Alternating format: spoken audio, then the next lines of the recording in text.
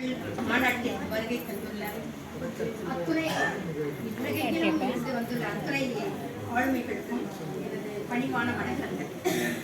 உலக முத்தமிழ் கூட்டமைப்பின் நிறுவன தலைவர் தமிழ் மாமணி உதயநேசன் ஐயா அவர்களுக்கும், இக்கவியரங்கத்திற்கு தலைமை வகிக்கும் முனைவர் ஆதிரா அம்மையார் அவர்களுக்கும், முன்னிலை வகிக்கும் திருமகளம்மா அவர்களுக்கும், கவியரங்கத்தில் பங்கேற்க வந்துள்ள அனைத்து ஆளுமைகளுக்கும், பிற அனைத்து ஆளுமைகளுக்கும் எனது முதற்கண் வணக்கத்தினை தெரிவித்துக் கொள்கிறேன்.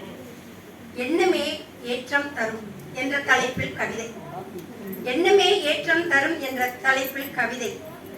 நமது எண்ணங்களின் வெளிப்பாடே கவிதை. எண்ணங்களின் ஏற்றத்தை பற்றியே கவி பாடச் சொன்னால் பாடுகிறேன்.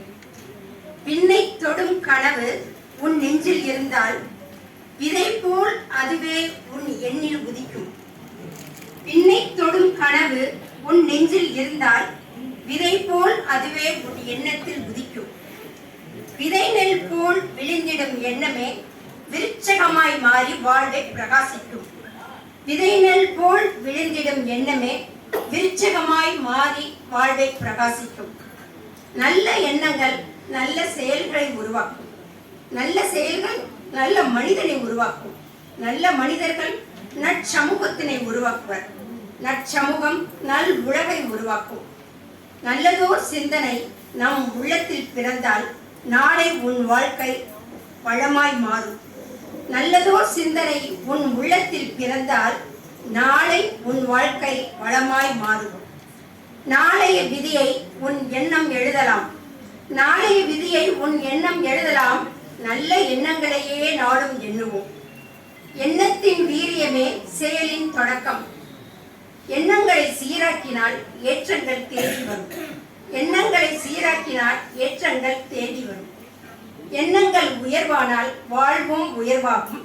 ஏற்றமிகு வாழ்வின் வாயிற்படி நல் எண்ணங்களே. ஏற்றமிகு வாழ்வின் வாயிற்படி நல் எண்ணங்களே. உன் எண்ணங்களே உன் வாழ்வின் ஏணிப்படி. உன் எண்ணங்களே உனக்கு ஏற்றம் தரும் ஆயுதம். உள்ளத்தின் ஆழத்தில் உதிக்கும் ஒளிக்கீற்று. உள்ளத்தின் ஆழத்தில் உதிக்கும் ஒளிக்கீற்று உலகை உனதாக்கும் உயர்வுக்கு வழிகாட்டி. முடியும் என்ற உறுதி உன் எண்ணத்தில் உதித்தால் முழு உலகமும் உன்னை உந்தன் பின் ஓடிவிடும். நேர்மறை சிந்தனைகள் நிறைந்த நெஞ்சத்தில் நிச்சயம் வெற்றி குடிகொண்டிருக்கும். எண்ணம் போல் வாழ்க்கை. நல்லதே நினை நல்லதே நடக்கும் என கூறி இக்கவிதையினை நிறைவு செய்கிறேன். உண்மையிலே எனக்கு ரொம்ப சந்தோஷமா இருக்கு. நான் எத்தனையோ மீட்டிங் அட்டன் பண்ணும்போது எல்லாருமே எப்பவுமே ஃபுல் அண்ட் ஃபுல் ஆண்கள் தான் இருப்பாங்க. 1-2 பேர் தான் அங்கே பெண்கள் இருப்பாங்க. இப்போ இந்த இதில் தான் எங்கே பார்த்தாலும் பெண்கள் தான் தெரியுது. அது உண்மையிலே ரொம்ப சந்தோஷமா இருக்கு. அதுக்கு தமிழ் மாமணி உதயநேசன் ஐயா அவர்களுக்கு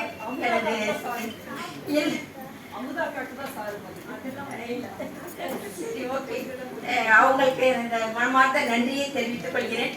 உண்மையிலே நான் ஒரு 32 வருஷம் கவர்மெண்ட் ஆஃப் தமிழ்நாடுல செக்ரட்டேரியட்ல ஒர்க் பண்ணிட்டு ரிட்டையர்ட் ஆன பிறகு தான் நான் கவிஞரானேன். ஆனால் அதுக்கு முன்னாடி ஃபுல்லாக 20 வருஷமா சிறுகதைகள் மட்டுமே எழுதிக்கிட்டு இருந்தேன். இப்போ அமெரிக்க முத்தமிழ் இலக்கிய பேரவை கவியரங்கத்திலாம் பங்கேற்ற பிறகுதான் அதுக்காக எழுதணும்னு சொல்லி எழுதி இப்போ நான் கவிஞராக இருக்கேன். அனைவருக்கும் மிக்க நன்றி. வணக்கம்.